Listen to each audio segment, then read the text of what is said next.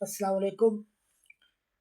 System بہت برا ہے، سسٹم بڑا ظالم ہے، سسٹم کرپٹ ہے۔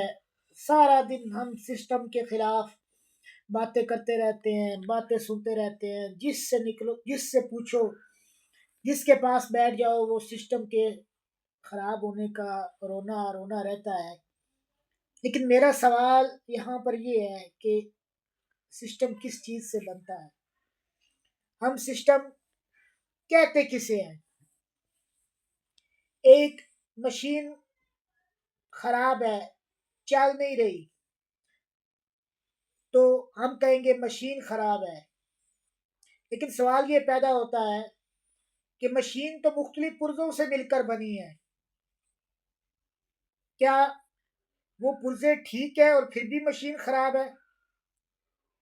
کیا ایسا ہونا ممکن ہے کہ پرزے ٹھیک ہوں اور مشین خراب ہو؟ اچھا، جس شخص سے پوچھو وہ کہتا ہے میں ٹھیک ہوں، سسٹم خراب ہے۔ 24 کروڑ کی آبادی میں ہر انسان فردن فردن خود کو ٹھیک ڈکلیئر کر رہا ہے، خود کو راہ حق کا مسافر ڈکلیئر کر رہا ہے، خود کو حق پرست ڈکلیئر کر رہا ہے، اور وہی 24 کروڑ میں سے ہر بندہ سسٹم کا رونا بھی رو رہا ہے۔ تو میرے بھائیوں، کیا سسٹم ان 24 کروڑ سے الگ کوئی مافوق الفطرت چیز ہے؟ کوئی ان سے علاوہ، انسانوں کے علاوہ کوئی شے ہے جسے آپ سسٹم کہتے ہیں؟ سسٹم بھی تو ہم ہی لوگوں سے مل کر بنا ہے۔ اگر ہم صحیح ہوتے تو سسٹم بھی صحیح ہوتا۔ لیکن سوال یہ پیدا ہوتا ہے کہ ہم یہ منافقت کیوں کرتے رہتے ہیں؟ ایک بندہ سسٹم کی خرابی کا رونا روتا ہے، لیکن خود قطار توڑ کر بینک کے اندر کیش نکلوانے یا بل جمع کروانے کے لیے پہنچ جاتا ہے۔ ایک شخص سسٹم کی خرابی کا رونا تو روتا ہے، لیکن وہ غلط رانگ سائڈ کراسنگ کرتا ہے، ایکسیڈنٹ کا باعث بن جاتا ہے۔ دوسرا شخص سسٹم کی خرابی کا جو رونا روتا ہے، لیکن 10-15 منٹ کھڑے ہو کر انتظار کرنے کی بجائے 100-50 رشوت دے کر اپنا کام جلدی کروا لیتا ہے۔ ایک شخص سسٹم کا رونا تو روتا ہے، لیکن ساتھ جا کر ڈاکٹر کے جو ریسیپشن پر بیٹھا ہوا شخص ہوتا ہے، اسے سفارش کرنے کا بھی کہہ دیتا ہے، یار میں فلاں کا لگتا ہوں، تیری مہربانی، میرا نمبر جلدی لگا دینا، میرا ٹوکن جلدی لگا دینا۔ اس کے سامنے بزرگ اور ضعیف مریض بیٹھے انتظار کرتے رہتے ہیں، وہ سب سے بعد میں آتا ہے، سب سے پہلے چیک کروا لیتا ہے، اور باہر جا کر چوک پر کھڑا ہو کر یا موبائل اٹھا کر فیس بک پر سسٹم کو گالیاں بھی نکال رہا ہوتا ہے۔ تو دوستو، جب ہم خود انفرادی طور پہ صحیح نہیں ہوں گے تو سسٹم کیسے صحیح ہوگا؟ ہم شروع سے اپنے بچوں کو جھوٹ بولنے کی عادت ڈالتے ہیں۔ شروع سے باہر کوئی ملنے آیا، بیٹا اسے کہنا نہیں ابو جان گھر میں بیٹھے نہیں ہیں۔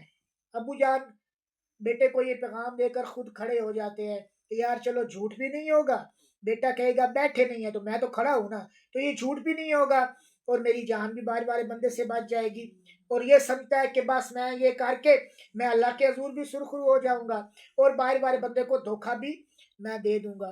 تو مطلب ہم اپنے گھر سے اگر ابتدا کریں تو سسٹم تو ہم گھر میں ہی خراب کرتے ہیں۔ ہم اپنے بچوں کے درمیان فرق کرتے ہیں، ہم جانتے ہوئے کہ فلاں بچے کی غلطی ہے، لیکن اگر ہماری محبت کسی دوسرے بچے کے ساتھ ہو تو ہم اس کی سائڈ لیتے ہیں۔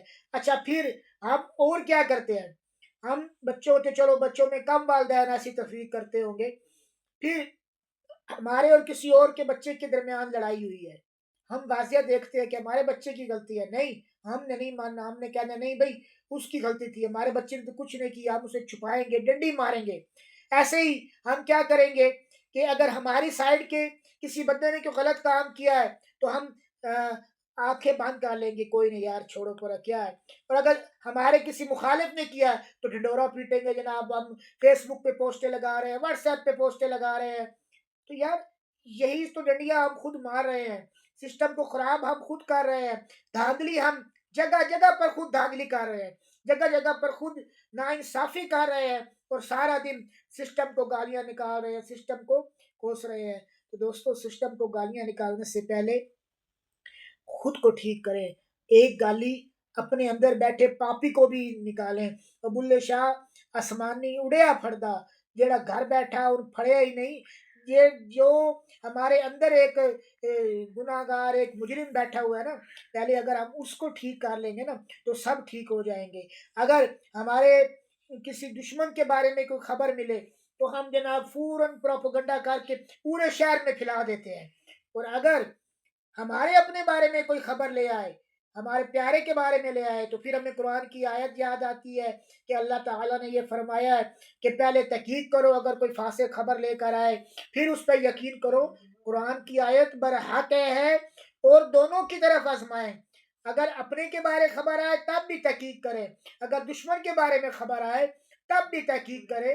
اگر اللہ کے حضور سوال ہوگا تو یہ نہیں ہوگا کہ تم نے اپنوں کی سائے لی تھی یا دوسروں کے بارے میں پروپیگنڈا کیا تھا یا نہیں کیا تھا. سوال یہ ہوگا کہ کیا تم نے حق بات کی تھی، سچ کی تھی، کیا تم نے تحقیق کر کے کسی پہ انگلی اٹھائی تھی، یا صرف اپنے اندر کے گمانوں پر چل چل کر، اپنے اندر کے زنوں پر چل چل کر تم جو ہے وہ اپنے آپ کو حق پرست سمجھتے رہے تھے.